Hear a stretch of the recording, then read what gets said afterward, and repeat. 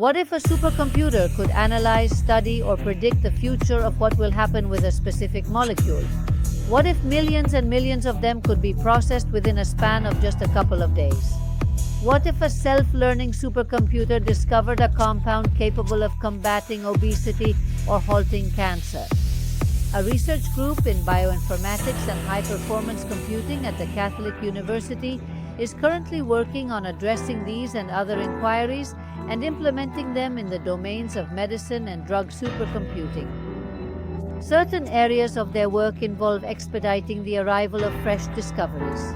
Certain individuals may possess the key to the treatment of numerous diseases. It is not science fiction. They are scientific software applications that go beyond artificial intelligence as we currently understand it.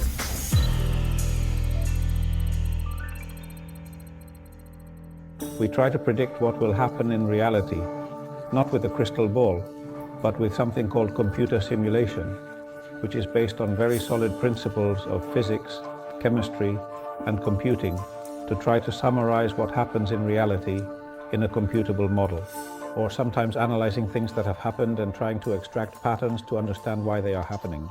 And based on that, focusing on the field of drugs, we will see how certain molecules that are already being used can be improved or how new ones can be developed. Our main focus is on the development and application of computational methods to discover new drugs. This has always been the general idea behind our work. We prefer, instead of using the term artificial intelligence, to use another word in English, which is machine learning. Using machine learning, you deviate from physics and chemistry principles, needing data to train algorithms and indicate molecule efficacy, non-efficacy, abundance, and cyclic nature. You provide all this information. A human from there, when trying to figure out why some molecules have worked, would be biased by their existing knowledge. This has pros, but also cons, as it leads to confirmation bias. But if you go into machine learning is completely agnostic and will find patterns that a human cannot find, and you get quite interesting things. What is typically done is to gather all the existing information and, let's say, adapt it so that the computer can process it. Then, when we have all the information on the computer about the causes of that disease, what we do is provide it with information on a large number of possible molecules that could inhibit a protein that is malfunctioning within that disease. So, ultimately, we process millions of molecules, and the computer indicates the one with the highest potential from all the ones you have proposed. We select the top 10 or 100, and two things can happen. In a recent case, let's say, out of 20 molecules, 5 worked very well, and the remaining ones may be either average or completely inactive. This, although it may not seem like it, is a relatively high success rate where we have already progressed from computer prediction to clinical trials. However, what occurs is that we have a molecule that is working well, but it could potentially fail in the subsequent stages of human trials. Thus, we require plans B, C, and even D. And our current actions involve Alejandro's proposal of a highly promising molecule in preclinical models. The subsequent stages will be in live animal models, and we are hopeful about our ability to progress through that. Elena Murcia Garcia is working on weight loss topics, and we have several projects that we cannot provide more details on at the moment due to confidentiality issues. What we try to do in our research is to identify drugs that can be used to treat obesity, aiming to improve people's adherence to the treatment, and secondly, to enhance the quality of life of those suffering from obesity. We concentrate on natural compounds, indicating those discovered in nature, in food, in vegetables, and so on. Based on our hypothesis, we posit that the adverse effects of synthetic drugs can be mitigated by utilizing these natural compounds in the treatment process. Currently, we are obtaining fairly promising outcomes.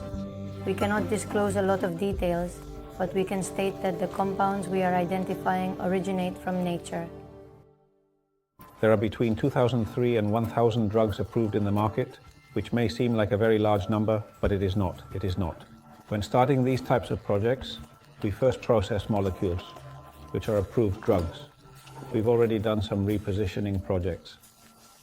In one case, of colorectal cancer, it would currently be one of the most advanced we have. It's a molecule called imipramine. an antidepressant. So now we have seen an antidepressant can work against colorectal cancer. We are currently collaborating with Ville Pharma, which is a pharma company from the region of Murcia. We currently have a chair. I can't reveal more details, but we are working a bit on seeing what utility their molecules can have, and very interesting results are emerging. With Horatio, what we have been doing fundamentally for several years now is that we synthesize a collection of organic compounds, and they, through their algorithms and biocomputing techniques, select from that library or collection which are the possible most important or interesting molecules in a specific therapeutic indication. Once that prediction is made, it is necessary to experimentally validate whether that prediction corresponds to reality. Thus, the molecules selected by Horatio are sent for a biological assay to determine if they exhibit the predicted activity or not, based on the predictions made during the selection process. In the case of colorectal cancer, and in this collaboration with the Hospital de Cartagena, out of a collection of 2,000 molecules, the corresponding filters identified 5 potential candidates. These candidates have undergone biological evaluation in colorectal cancer cells, yielding highly promising results that indicate their potential in the treatment of this disease.